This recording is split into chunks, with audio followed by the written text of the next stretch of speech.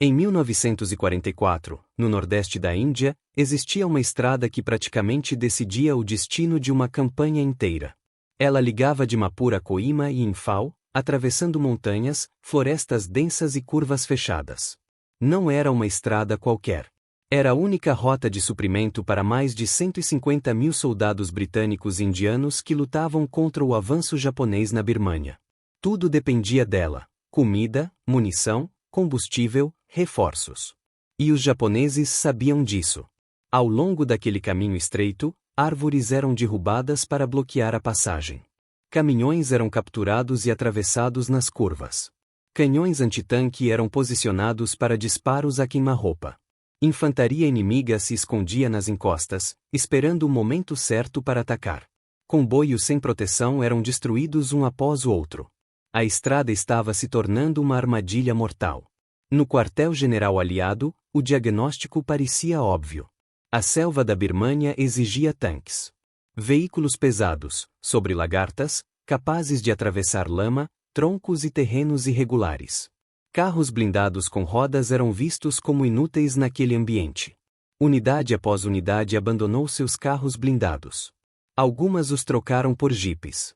Outras foram completamente convertidas em infantaria. Regimentos de cavalaria deixaram de existir como forças blindadas. Para quase todos os comandantes, a conclusão era clara. Carros blindados não tinham lugar na Birmânia. Quase todos. Porque essa história não é sobre o veículo certo no lugar certo. É sobre o veículo errado, que acabou no lugar perfeito. Décadas antes da selva da Birmânia se tornar um campo de batalha, uma pequena empresa britânica decidiu desafiar o pensamento dominante. No fim dos anos 1930, o Ministério da Guerra acreditava que blindagens soldadas eram impraticáveis. A tecnologia ainda não era considerada confiável. A solução padrão continuava sendo rebites.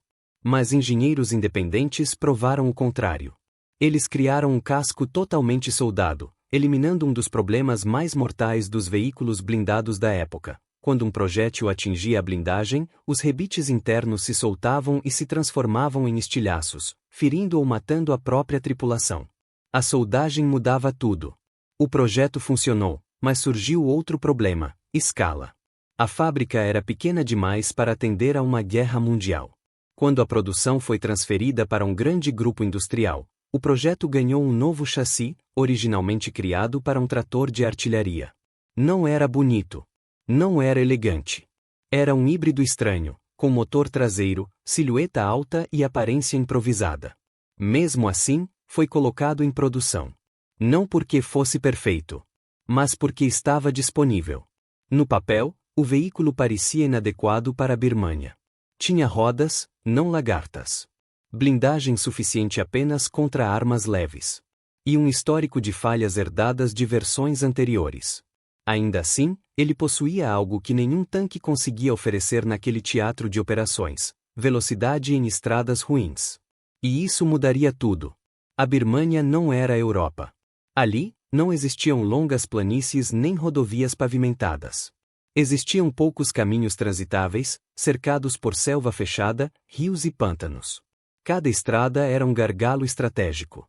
Tanques pesados avançavam lentamente, quebravam pontes improvisadas e exigiam enormes cadeias logísticas. Veículos leves demais, por outro lado, eram alvos fáceis para emboscadas. O carro blindado esquecido ocupava um meio-termo perfeito. Era rápido o suficiente para reagir a ataques. Blindado o suficiente para sobreviver a emboscadas. E armado o suficiente para suprimir posições inimigas. Quando recebeu um canhão de 37 mm, o jogo mudou completamente. Esse armamento permitia 3 tipos de munição. Perfurante, para veículos leves. Explosiva, para posições entrincheiradas. E cartucho, que transformava o disparo em uma nuvem mortal de projéteis contra a infantaria exposta. Na selva, isso era devastador. Durante anos, essas tripulações quase não tiveram oportunidade de atuar no papel para o qual foram treinadas. Mas no fim de 1944, tudo mudou. As forças aliadas romperam as linhas japonesas e avançaram para o centro da Birmânia, onde o terreno era mais seco e a malha viária mais aberta. Pela primeira vez, os carros blindados podiam operar livremente. Uma unidade em especial se destacou. Era um dos regimentos mais antigos do subcontinente indiano, agora equipado com esses veículos improváveis. Em poucas semanas, percorreu milhares de quilômetros, cruzando regiões que apenas unidades sobre rodas conseguiriam atravessar com tamanha rapidez. O avanço foi tão veloz que chamou a atenção do Comando Supremo Aliado. Quando a grande ofensiva começou, esses carros blindados estavam sempre à frente. Explorando estradas, identificando emboscadas, protegendo comboios e atacando flancos inimigos. Em batalhas decisivas, eles lideraram colunas, cobriram o avanço da infantaria e enfrentaram forças japonesas que praticamente não possuíam armas anticarro eficazes. Os japoneses tentavam parar os veículos com minas improvisadas, cargas suicidas e ataques corpo a corpo. Mas contra canhões de 37 mm disparando munição cartucho, essas táticas se tornaram um massacre. O veículo que não deveria funcionar, funcionou melhor do que qualquer outro. Comparado aos blindados japoneses mais comuns na região, ele era superior em quase todos os aspectos. Tinha velocidade maior, alcance operacional muito mais longo, e poder de fogo equivalente ou superior. Mesmo veículos aliados mais modernos não se adaptaram tão bem àquele ambiente. O segredo não estava na força bruta, mas na adequação ao terreno. Menor peso permitia cruzar pontes improvisadas. Menor ruído facilitava missões de reconhecimento. Manutenção simples era essencial em uma região onde cada peça de reposição precisava ser transportada por ar. Quando a campanha terminou, esse carro blindado havia sobrevivido a quase todos os tanques ao seu redor. E não parou ali. Após a guerra, foi adotado por diversos países, servindo por décadas. Alguns foram transportados por avião para regiões montanhosas extremas. Outros participaram de conflitos coloniais. Um deles ainda apareceria, décadas depois, em uma revolução europeia, ajudando a derrubar uma ditadura de quase meio século. Do campo de batalha na selva até as ruas de uma capital europeia, sua vida operacional ultrapassou 30 anos. No fim, a lição da Birmânia não foi sobre tecnologia avançada ou veículos revolucionários. Foi sobre contexto. O que os estrategistas chamaram de erro de projeto era, na verdade, a solução exata para um problema específico. O veículo rejeitado pelos planejadores tornou-se indispensável para os soldados que dependiam dele. Não era bonito. Não era famoso. Não aparecia nos posteriores de propaganda.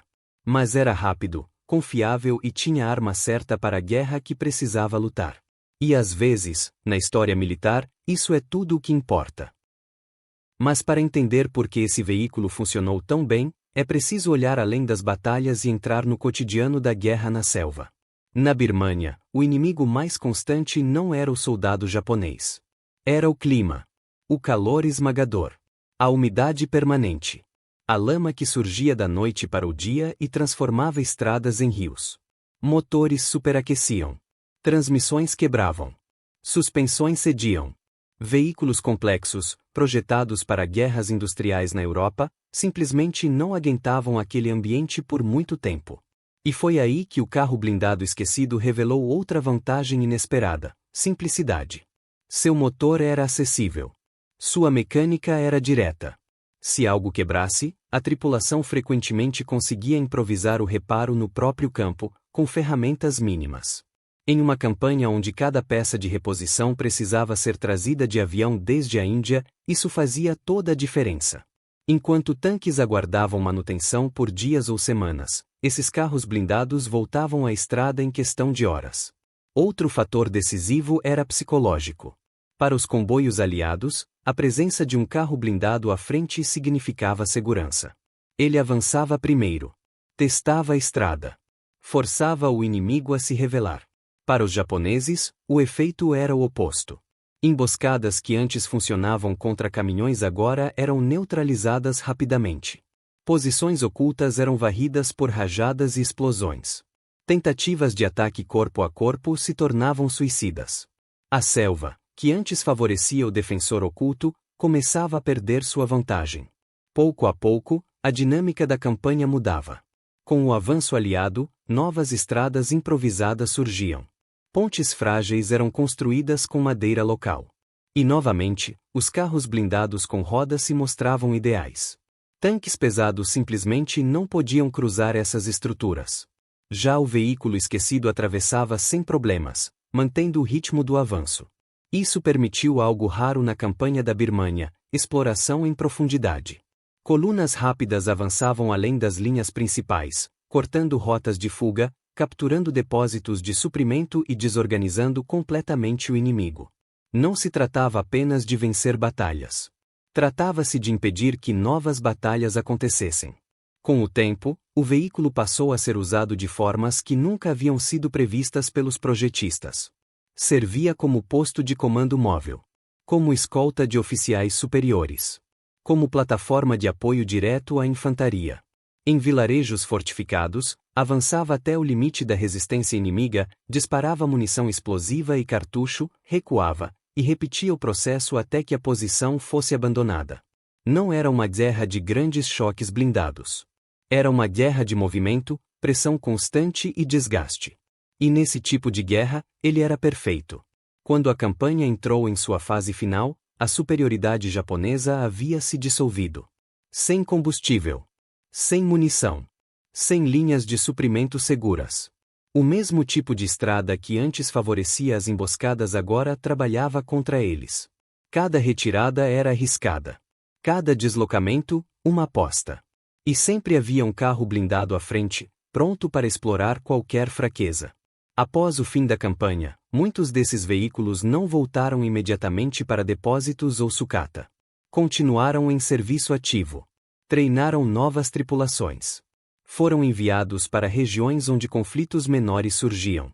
Enquanto tanques eram aposentados rapidamente, eles permaneciam úteis. Porque não dependiam de um cenário específico.